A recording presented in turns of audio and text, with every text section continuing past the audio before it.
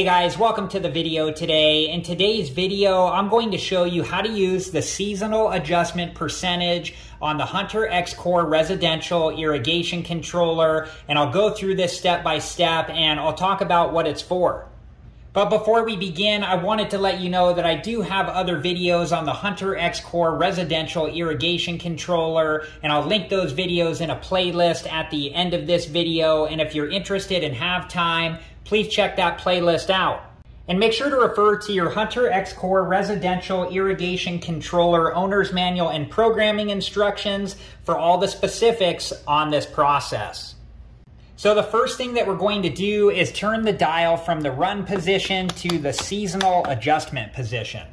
So it's currently flashing at 100%, which is the default. So let's talk about what this 100% stands for. This means that it will water 100% of the run times that you have set up for each station. You can use the plus button to increase by 10% at a time and the minus button to decrease by 10% at a time. And the bars on the left here go up or down as you add or decrease percentage.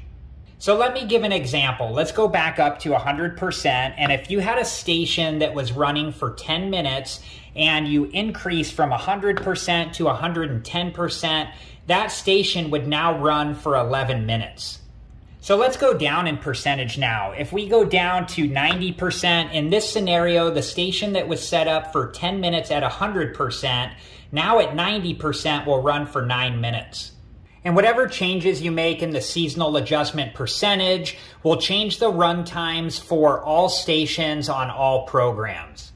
Okay, I'm going to change this back to 110%, and then if you want to verify your run times, you can turn the dial to the run times position, and we can see that this station is now running for 11 minutes. Originally, I had it programmed for 10 minutes at 100%, and so now at 110%, it's running for 11 minutes. And then when you're all done, you can turn the dial back to the run position. All right, guys, well, that was it for this video. I hope it's been helpful, and thank you so much for watching. And like I said earlier, I do have other videos on the Hunter X-Core residential irrigation controller, and I'll link those videos in a playlist at the end of this video. And if you're interested and have time, please check that playlist out.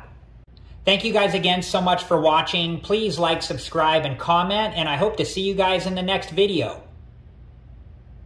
Have a good one. Thank you guys for watching. Please like, subscribe, and comment. And if you have the time, check out these other great videos.